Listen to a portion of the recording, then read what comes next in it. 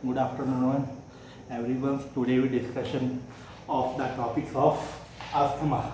Asthma, anyone knows or not, a common disease in the world. In prevalent cases, in the 50% cases or more, in the every year patient is death by the asthma. इसमें asthma है क्या? Basically it is a common chronic inflammatory disease जिसमें आपके Airways जो है block हो जाते हैं, एयरवे नैरो हो जाते हैं, जिसके कारण आपकी पासेज होने की क्षमता, जो गैस का पासेज होने की क्षमता होती है, बिल्कुल कम हो जाती है, जिसके कारण अस्थमा के चांसेस मोर हो जाते हैं. बेसिकली डेफिनेशंस क्या है? It is episode disease in which the airway become block and narrow. It is commonly जैसे जैसे इट इज़ कॉमनली आपके जो एयरवेज होंगे वो नैरो हो जाएंगे, ऑब्स्ट्रक्शन हो जाएगा, और जिसके कारण आपको सांस लेने में दिक्कत होने की शुरू हो जाएगी. क्यों होगी? इसमें आपके कुछ डस्ट आती है, कुछ एलर्जिक कंडीशंस आती है, कुछ नॉन एलर्जिक कंडीशंस आती है जो आपके ब्रोंक्यूल्स पे इफेक्ट्स करती हैं, जो ब्रोंक्यूल पे इफेक्ट करती है. इस ब्रोंक्यूल के इफेक्ट होने के कारण जो आपका जो लंग्स है वो पूरी तरह एक्सपेंड और रिलैक्सेशन नहीं फेस कर पाता, जिसके कारण अस्थमा होने के चांसेस मोर हो जाते हैं. अब है second one type and type. First one allergic asthma.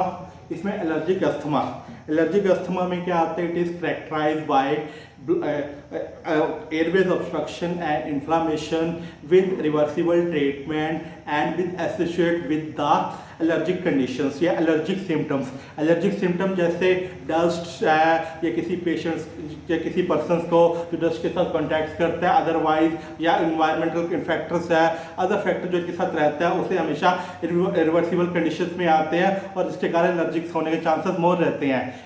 In this phases of allergic conditions में अस्थमा जो आपका है वो इन चाइल्डहुड कंडीशंस में मोर होता है rather than in adult life में. It is basically in the symptoms of wheezing sounds हुआ, आपका शॉर्टनेस ऑफ ब्रीथ्स हुई या फीवर्स हुआ, एक्सेट्रा सिम्टम्स अराइज होते हैं. सेकंड वन आपका है non allergic condition, non allergic asthma. इसमें एयरवेज जो obstruction and inflammations of the non allergic condition, इसमें बट जो सिम्टम्स होते हैं वो बेसिकली आपके सिमिलर होंगे इन एलर्जिक सिम्टम्स के साथ, लेकिन जो अदर फैक्टर्स जो साथ साथ इनके अदर फैक्टर्स होंगे वो जो अदर फैक्टर्स हैं जैसे ड्राई हुड कोल्ड्स हुआ या फिर ड्राई एयर्स हुआ, फिजिकल एक्सरसाइज हुई, लंग एब्सेंस हुई, कफिंग हुई, इसके साथ ये सडन इनहेलेशन ऑफ कॉल्ड, इस तरह के सिम्टम्स अराइज होना शुरू हो जाते हैं. उस कंडीशन को हम कहते हैं नॉन एलर्जिक अस्थमा.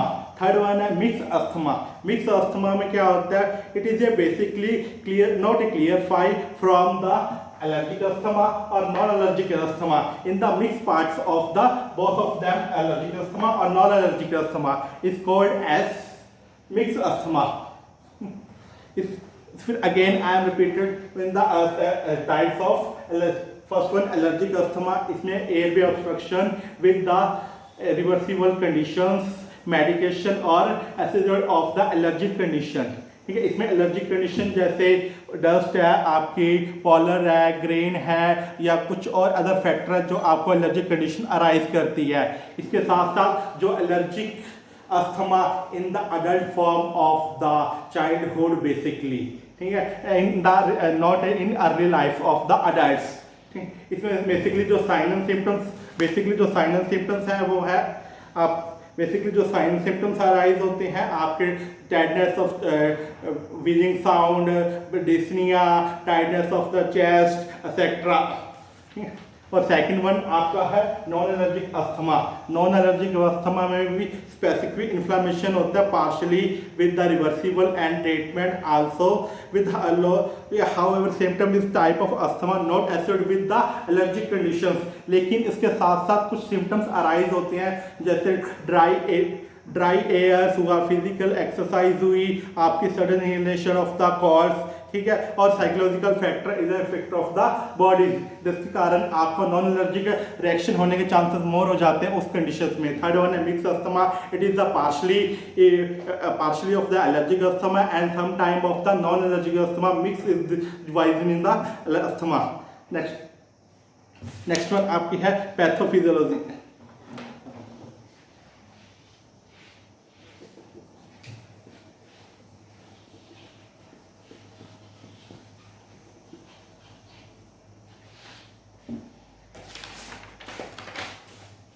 पैथोफिजियोलॉजी में फर्स्ट वन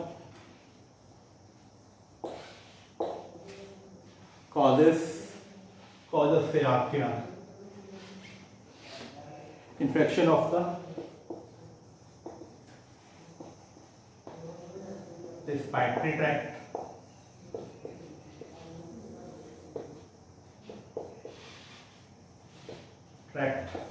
फिर respiratory tract again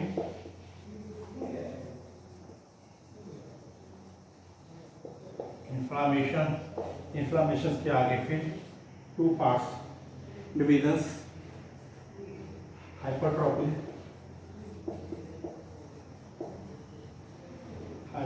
of the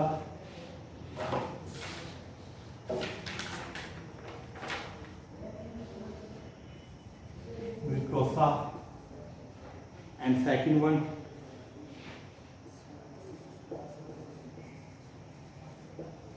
airways muscle construction,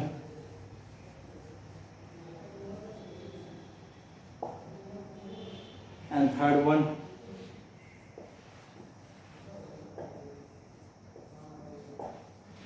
swelling of the bronchial muscles, and last one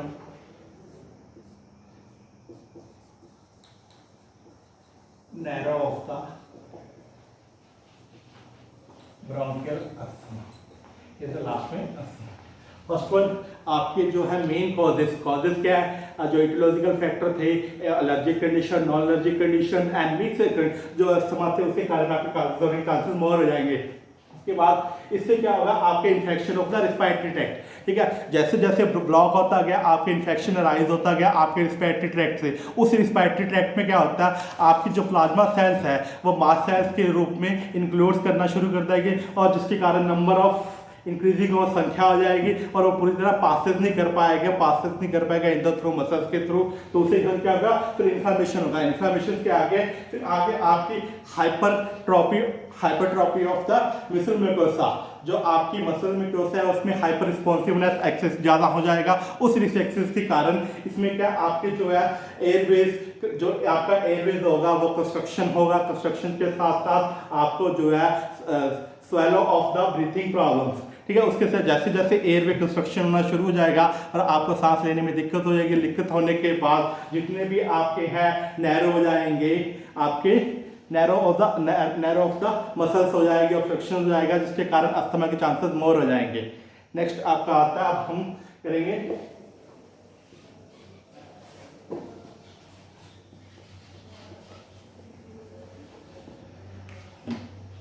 साइनल symptoms. Final symptoms में first one dyspnoea,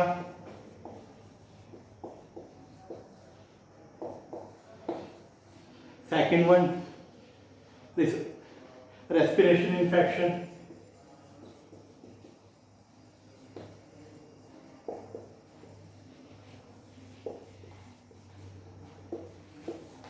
and third one cyanosis,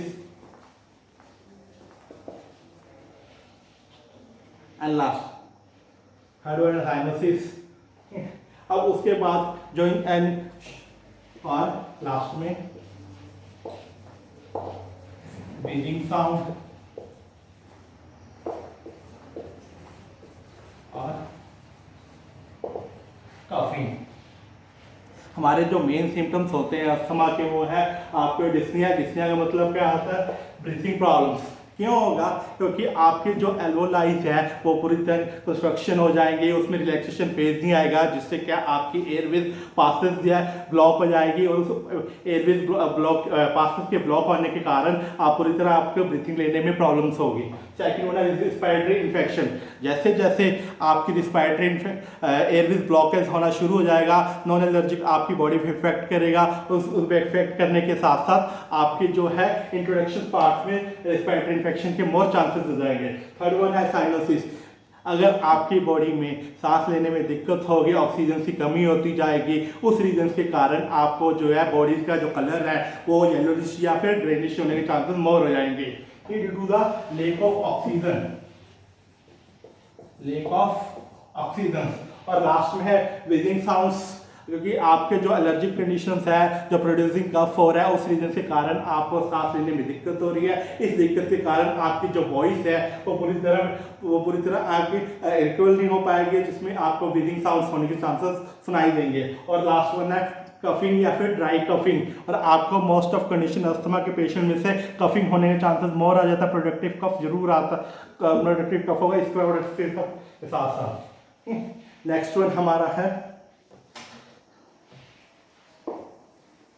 nursing management.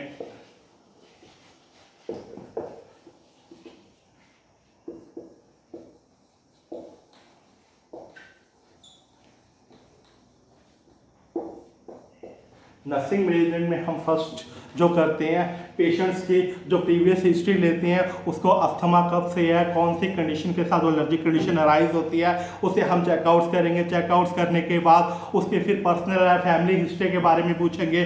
अगर आपको किसी भी प्रकार की कोई फैमिली हिस्ट्री में या कोई पर्सनल हिस्ट्री में अगर आपको किसी भी फैमिली मेम्बर्स को है, तो वो आपको जेनेटिक होने के चांसेस मोर हो जाएंगे। और उसका जो अवॉइड ऑफ वर्क है, वर्क जो कंडीशंस है या कुछ और एक्टिविटीज है, उसको हम भी केयरफुली देखेंगे। और उसके द्वारा अगर पेशेंट इन कमेंट्स आता है आपके पास, तो उसके लिए हम मेडिकेशन या ट्रीटमेंट कर सकते हैं, bronchodilator and oxygen supply, bronchodilator and oxygen supply. ठीक है, this is a asthma.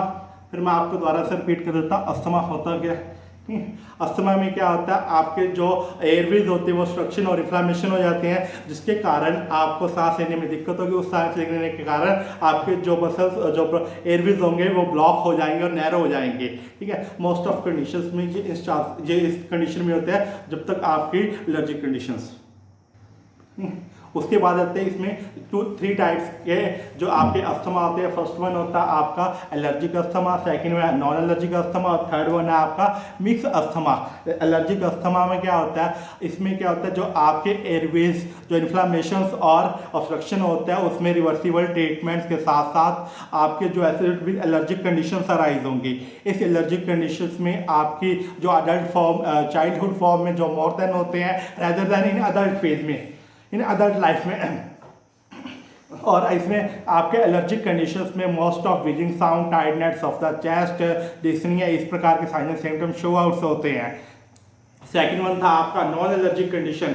Non allergic condition, non allergic asthma में भी आपके सेम एसिड एयरवेज इन्फ्लामेशन होंगे, रिवर्सिबल ट्रीटमेंट्स होगा। इन ट्रीटमेंट्स के साथ साथ आपकी जो है एसिड पिक्चर क्लिनिकल सिम्टम्स आए होंगे। बट ये नॉन एलर्जिक के साथ सिम्टम शो नहीं होती है, उसके रेदर देन अदर फेज में होते हैं, जैसे dryness of the air, inhalation of the cold, physical exercise, ठीक है, psychological effect if of the bodies. ठीक है, ये आपके थे। और लास्ट वन आपका है मिक्स अस्थमा। मिक्स अस्थमा मतलब partly of the allergic asthma and partly of the आपके non allergic asthma, not a partly, not in a proof of the identical causes of the mix asthma.